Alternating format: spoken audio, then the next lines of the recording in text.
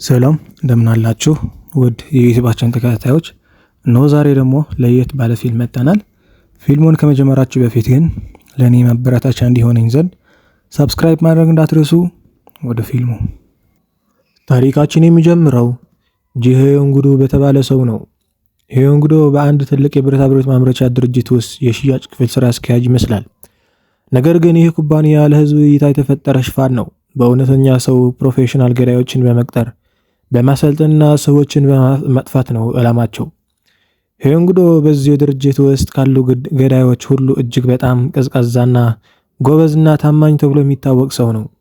ለ10 ዓመታት ያህል ያዘዙትን ሁሉ ያለምንም ጥያቄ ፈጽሟል። አንድ ቀን ሄዮንጉዶ ከድርጅቱ በትርፍ ሰዓት ተቀጥሮ የሚሰራ ራሆን የተባለ ወጣት አንድ ሰውን ለመግደል ይዞት ይሄዳል።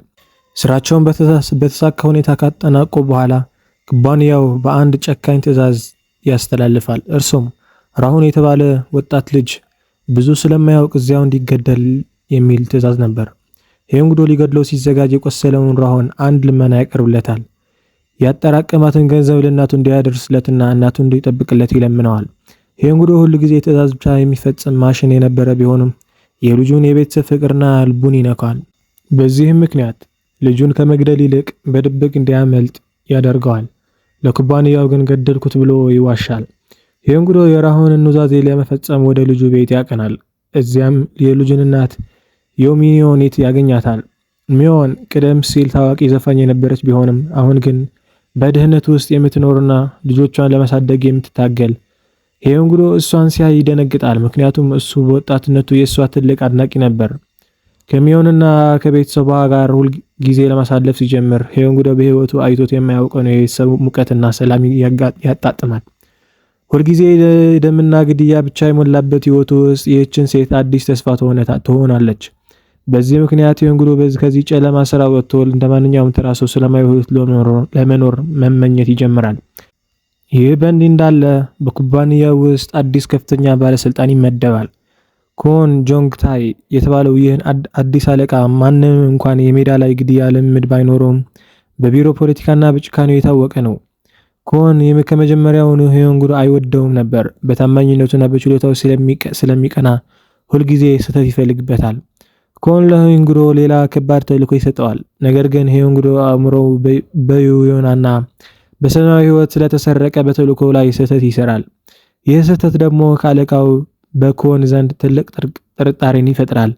ኮን ሄዮንጉዶ እንቅስቃሴ በምስጢር ማስመሰል ይጀምራል። ብዙም ሳይቆይ ሄዮንጉዶ ገደልኩት የተባለውን ራሆን በህይወት እንዳለ ሄዮንጉዶም ከልጁ እናት ጋር በቅርብ ግንኙነት እንደመሰረተ ኩባንያው ይደርስበታል። ይህ ለኩባንያው ትልቅ ክህደት ነው። በኩባንያው ዋና ዳይሬክተር ሄዮንጉዶ ለመቅጣት ይወስናል። ሄዮንጉዶን ለማጥመድም እሱ ራሱ ያሰለጠናቸውና አብረውት የሚሰሩትን የቅርብ የስራ ባልደረቦችን ያሰማራባቸዋል። አንድ ቀን ሄዮንጉዶ ቢሮ ውስጥ ያለ በቅርብ ጓደኞች የስራ ባልደረቦቹ በድንገት ጥቃት ይሰነዝሩበታል። ሄዮንጉዶም ሁሉንም መክቶ ማምለጥ ቢችልም የኩባንያው ጭከኝነትን ግን አስደንግጦታል። አሁን እሱ ብቻ ሳይሆን የዩሚዮን ቤተሰብ አደጋ ላይ መሆናቸውን ይረዳል። ፈጣን እርምጃ ለመውሰድ ወደ ሚዮን ቤት ቢሄድም የኩባንያው ገዳዮች ቀድመውት እዚያ ደርሰዋል። በዚያ ቤት ውስጥም አስገራሚ የሆነ ደም አፋሳሽ ጦርነት ይነሳል። ሄዮንጉዶና ራሆን ተባብሮ ገዳዮችን ለመመከት ይሞክራሉ።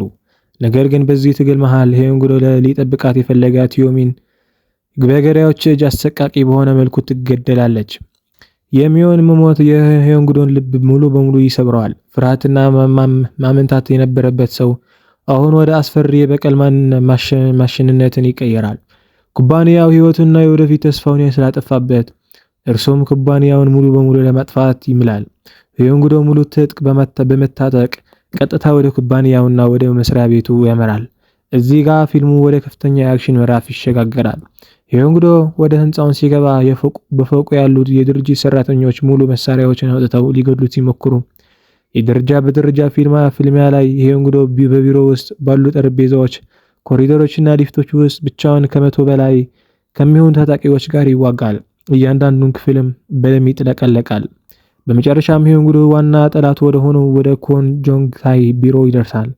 ኮን በፈሪነቱና በጭካኔ ቢፎክርም ሄዮንጉዶ ያለ ምንም ርህራሄ ኮንን ይገድለዋል።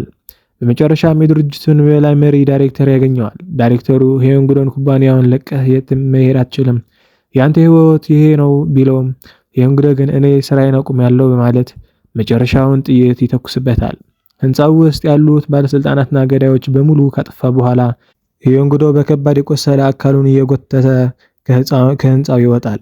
ፖሊሶቹም ህንፃውን ከበውታል። የእንግዶ መኪና ውስጥ ገብቶ ይቀመጣል። በመጨረሻ ትዕይንት ላይ የእንግዶ ገና ወደዚህ ኩባንያ የተቀጠረበትን የመጀመሪያ ቀኑን ያስታውሳል። በዚያ ጊዜ ልክ እንደ ማንኛውም ተራ ወጣት በስራው ተደስቶ ፈገግ ብሎ የኩባንያውን መታወቂያ ሲቀበል ይታያል። ፊልሙን የሚያበቃው እንግዶ በመኪናው ውስጥ አይኑን ጨፍኖ የመጨረሻ ትንፋሹን ሲተነፍስ ነው። አንድ ወቅት ተራ ሰው መስሎ የገባበት ድርጅት በመጨረሻ ህይወቱን በላው። ፊልሙን ከተመቻችሁ ሰብስክራይብ፣ ላይክ ማድረግ እንዳይረሳ። በሌላ ፊልም እስከምንገናኝ ቻው።